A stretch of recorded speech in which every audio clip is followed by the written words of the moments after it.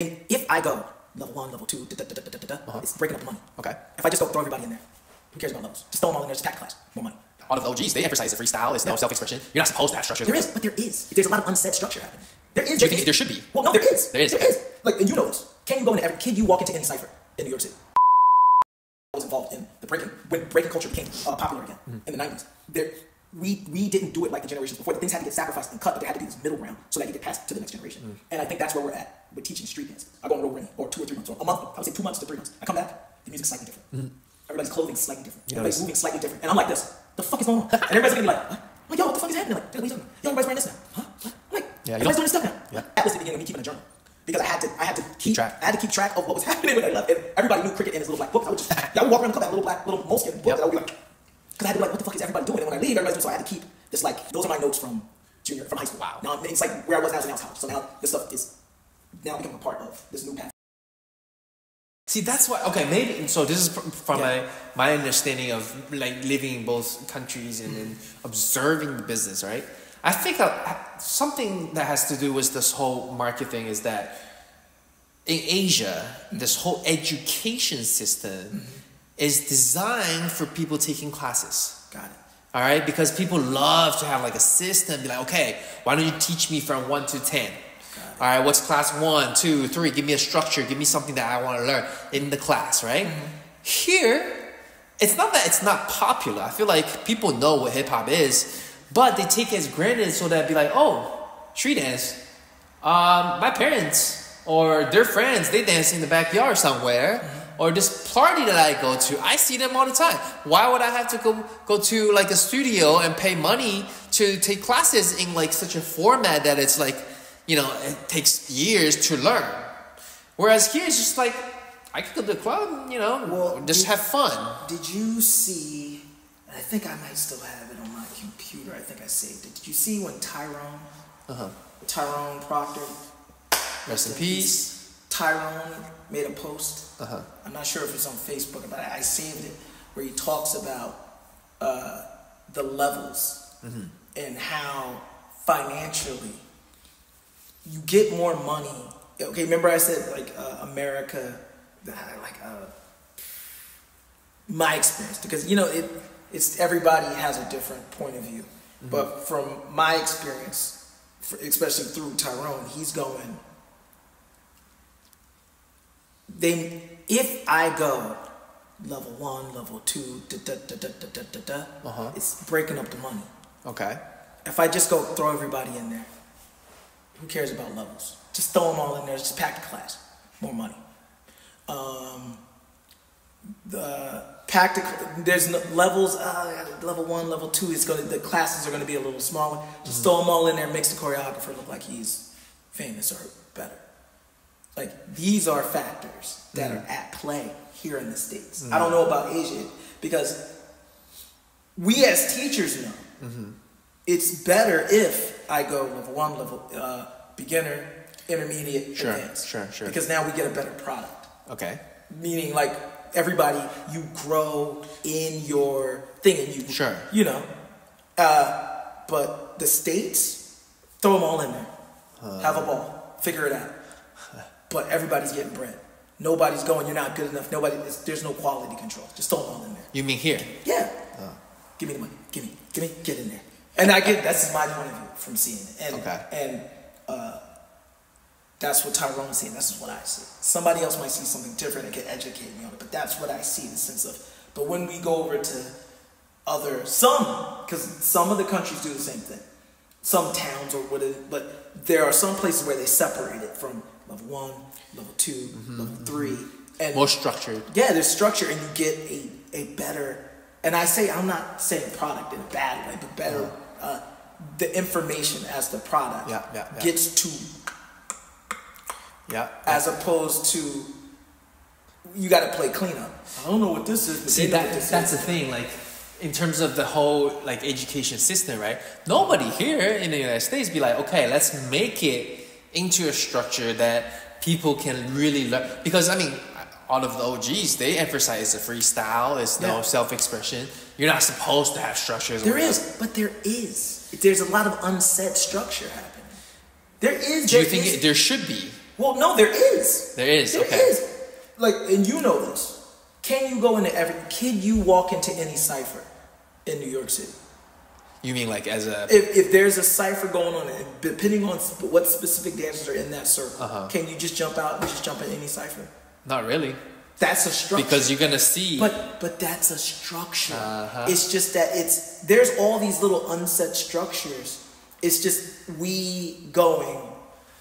some of us doing the hard work of going, how do we bring this structure and into this structure? And there's a lot of,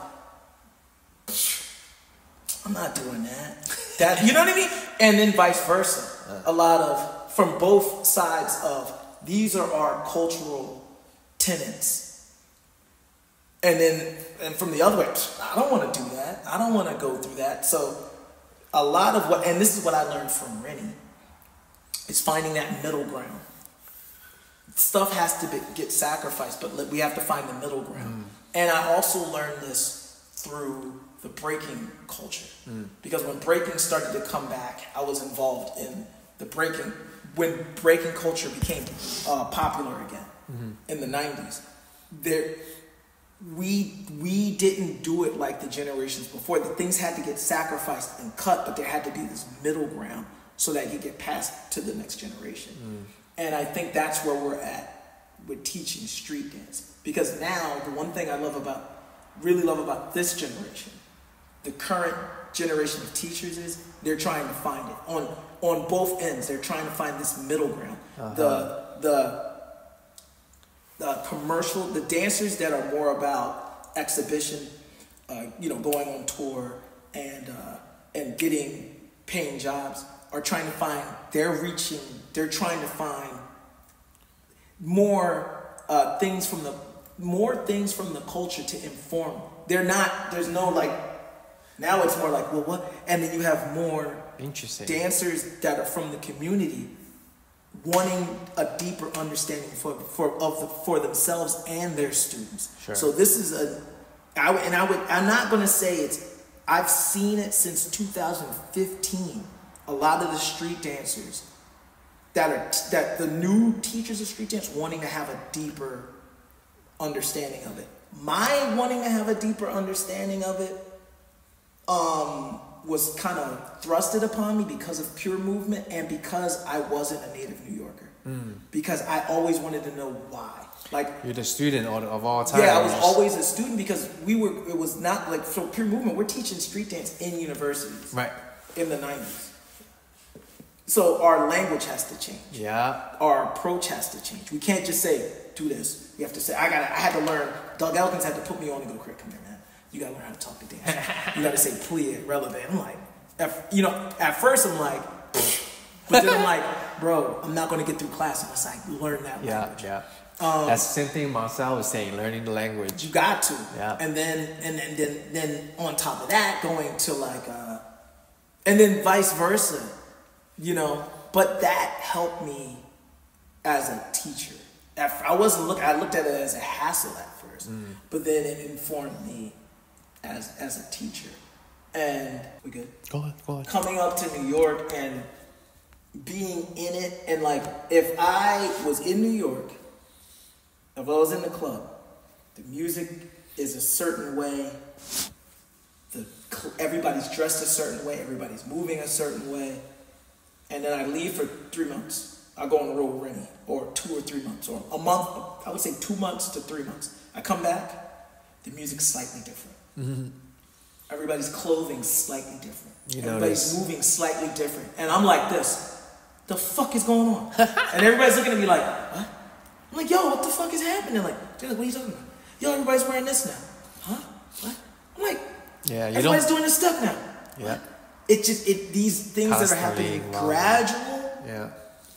I'm leaving and coming back and being like, I'm in a whole new fucking club. The fuck? You know what I mean? But to everybody who's native, they're like, what are you talking about? Yeah. I'm like, what? So that was the beginning of me keeping a journal. Because I had to keep track. I had to keep track of what was happening when I left. And everybody knew Cricket in his little black book. Because I would just, I would walk around the club, I had a little moleskin book that I would be like, because I had to be like, what the fuck is everybody doing? And when I leave, everybody's doing. So I had to keep this like. Oh my God! If somehow AI has the ability to transfer your book into like a little comedy, not comedy, sorry, animation or like a movie theory that kind of like, you know, have the stamp on each era, or not even era, each year, month, like what the changes that took place. That's the funny thing. It's like that ended up becoming like my pedagogy or my like teaching method, because I had the book, and then the book got full. And then the book turned into notes, and then another notebook, and I had like this. Do you remember when Gap bags had the little strap from the Gap? Which one specifically? So the Gap, at one point, they had these bags, and they were like shoulder bags. Oh, okay. You know, like people have like the little, yeah. But the Gap gave you they had these plastic bags with a string, and you could like wear it like you know how everybody has I know. But Gap had, and it became all my notes stuffed into this tattered Gap bag, and I lost it. Oh no! But it's when I lost it, you would have thought that I would be like, but it was kind of like it was time to start. It was time to restart again. Mm-hmm. So it became a thing. Like when I lost it, I thought I'd be freaking out. My friends were like, "Oh my God, there's all this!" I was just like, "Nah." It's but it would, I mean, if you had it in your mind, it's fine. But it would not be beautiful if you can somehow let everybody see what you saw and then the experience that you had.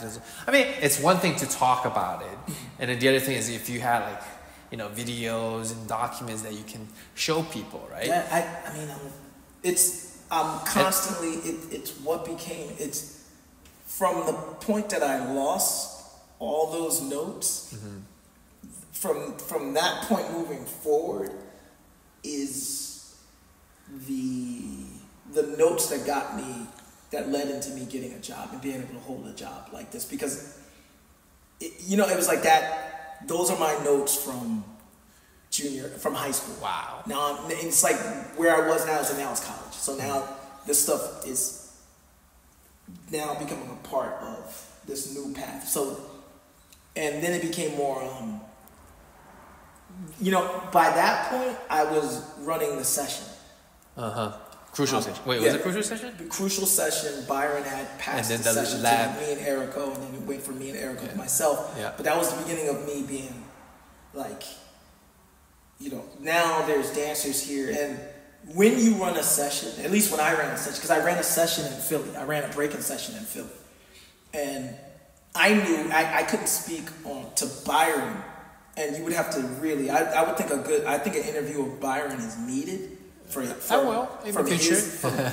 point of view of stuff, because me coming from Philly, I started a breaking session with another breaker who's doing dance work, and he's a university professional, Raphael Zavia, also a member of the Pure Movement. We started a breaking session, a breaking class that led into a breaking session. And I knew, and we knew, I'd have to speak to Raph, but for me, I knew we were mentoring and we were guides for these young dancers. We're not only teaching technique, but we're teaching culture. It's kind of like what I learned from all my art mentors, my teachers from school, my cultural mentors, the kids I danced in clubs with, and Rennie. We're kind of doing that for these young breakers.